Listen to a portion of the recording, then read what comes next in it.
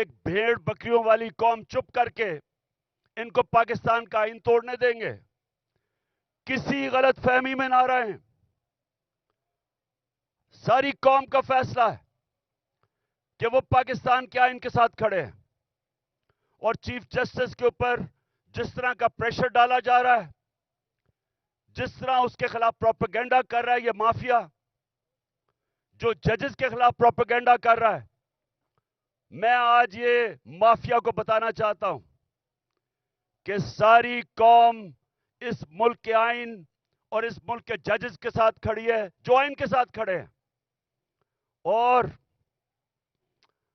میں آج اناؤنس کر رہا ہوں کہ انشاءاللہ اگلے ہفتے سے میں جلسے کروں گا، شروع کروں گا ادھر سے، اور 14 مئی تک اٹک تک جلسے کروں گا.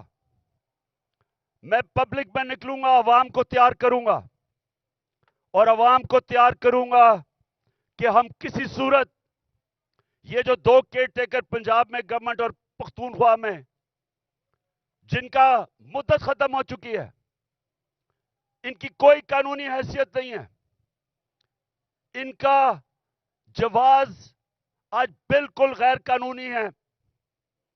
تو ہم ڈیمانڈ کریں گے کہ ہمیں الیکشن دیے جائیں. پنجاب کا الیکشن اناؤنس ہو چکا ہے، اس کی کیمپین شروع کر رہا ہوں. پختونخوا کے لیے ہم ہائی کورٹ میں، ہم سپریم کورٹ میں جائیں گے. وہاں کے لوگوں کے لیے بھی الیکشن چاہتے ہیں، کیونکہ 70% پاکستان میں عوام کی کوئی نمائندگی نہیں ہے. ہمارا آئین پاکستان کا کہتا ہے کہ اللہ کی حاکمیت کے بعد عوام کے نمائندوں کی حاکمیت ہے.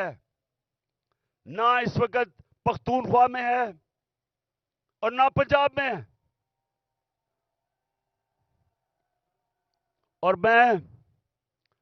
میں آج ایک اور بات کہنا چاہتا ہوں کہ اگر یہ حکومت چلتی گئی، انہوں نے ملک کا دیوالیہ نکال دیا ہے، ملک کی تاریخ کی سب سے زیادہ مہنگائی کی ہے. آج 3 گنا مہنگائی ہے. جب جنرل باجوہ نے ہماری سازش کے تحت گورنمنٹ گرائی تھی، 1 سال میں 3 گنا مہنگائی ہے پاکستان میں. آج سن لو ذرا سارے پاکستانیوں، آپ کے بینک میں 1 سال پہلے جو 100 روپیہ تھا، آج وہ اس کی صرف خریدار کی قوت 62 روپیہ رہ گئی ہے. اور اگر جس کو کہتے ہیں، جو ہر انسان استعمال کرتا ہے، جس کو سینسٹیو پرائس انڈیکس کہتے ہیں، اس میں اگر 100 روپیہ تھا تو آج صرف 52 روپے رہ گئے. یعنی کہ تقریباً آدھا پیسہ ہو گیا آپ کا 1 سال کے اندر، جب سے یہ امپورٹڈ کرپٹ لوگوں کی حکومت آئی ہے، این آر او والی حکومت آئی ہے. تو جب انہوں نے ملک کا دیوالیہ نکال دیا، تاریخی قرضے لے لیے، مہنگائی میں لوگ ڈوب رہے ہیں، فیکٹریاں، انڈسٹری بند ہو رہی ہے، بے روزگاری بڑھ رہی ہے، اور اس کے علاوہ دنیا میں پاکستان ذلیل ہو رہا ہے. جو بلاول بھٹو ہندوستان گیا ہے، جس طرح کا وہاں رویہ ہندوستان کے فارن منسٹر کا تھا، یہ ہم سب کے لیے شرمندگی کا باعث ہے. سوال یہ پوچھتے ہیں کہ ساری دنیا کے چکر لگا رہے ہو بلاول بھٹو، پہلے بتاؤ جانے سے پہلے آپ یہ کسی سے پوچھتے ہیں کہ جب آپ ایک ملک کا پیسہ خرچ کر رہے ہیں، ڈالر خرچ کر رہے ہیں ٹرپس پہ، تو اس کا فائدہ اور نقصان کیا ہوگا؟ کیا فائدہ ہوا آپ کو ہندوستان میں جا کے، جس طرح کا اس نے زبان استعمال کی ہے؟ اور میں آج ہندوستان کے فارن منسٹر کو بھی کہنا چاہتا ہوں کہ کیا آپ میں کوئی تہذیب نہیں؟ کیا آپ میں کوئی ایٹیکیٹ نہیں کہ آپ کے ملک میں ایک مہمان آتا ہے، یا تو اس کو بلائیں نا، لیکن بلا کے اس طرح ذلیل کرنا، یہ ہندوستان پہ ریفلیکٹ کر رہا ہے.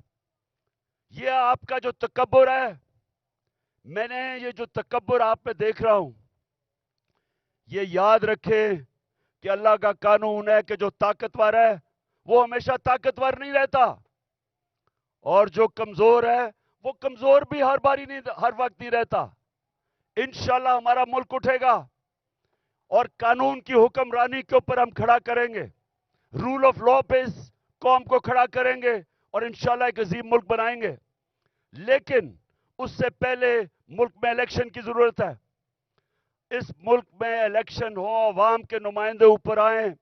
یہ جو گھس بیٹھی ہے سازش کے تحت، پیسے چوری کے پیسے سے لوگوں کو خرید کے، اور یہ جو اوپر آ کے بیٹھے ہیں، یہ جب تک ہے ملک نیچے جاتا رہے گا.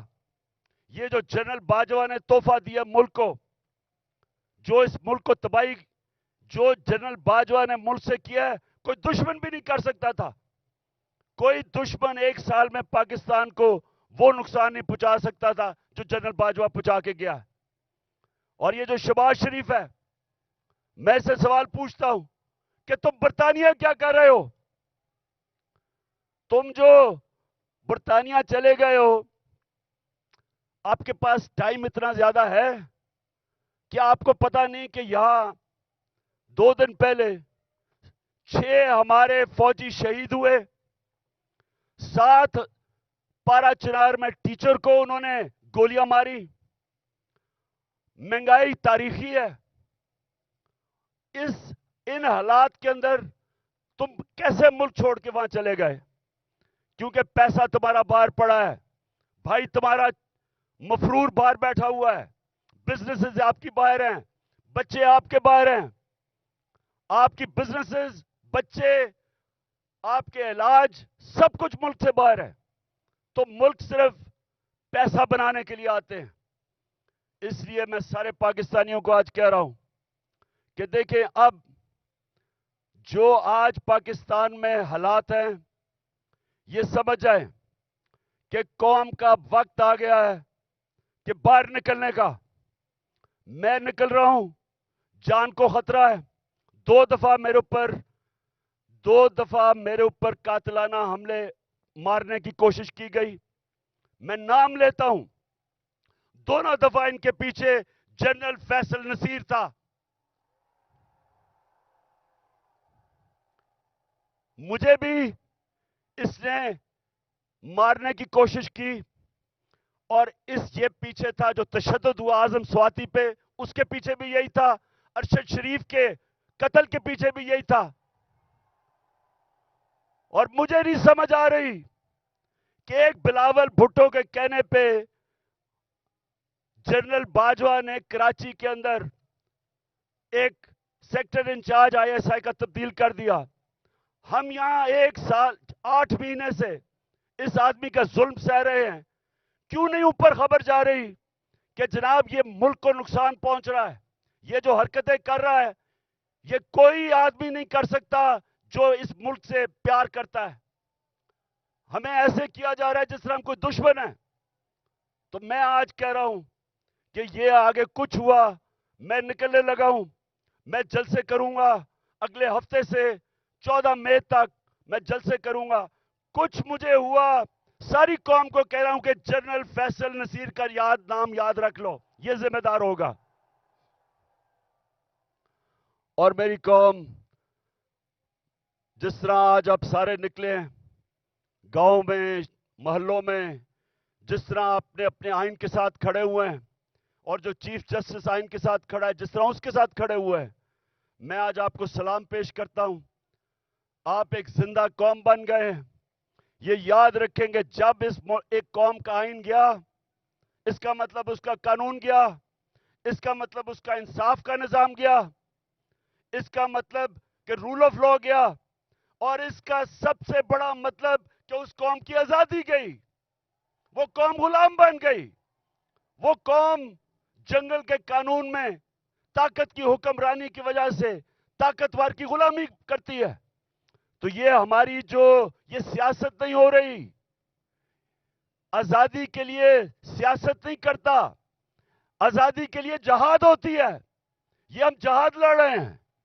ہم اپنے ملک کو آزاد کرنے کے لیے, قانون کی حکمرانی قائم کرنے کے لیے ہم سب جہاد لڑ رہے ہیں.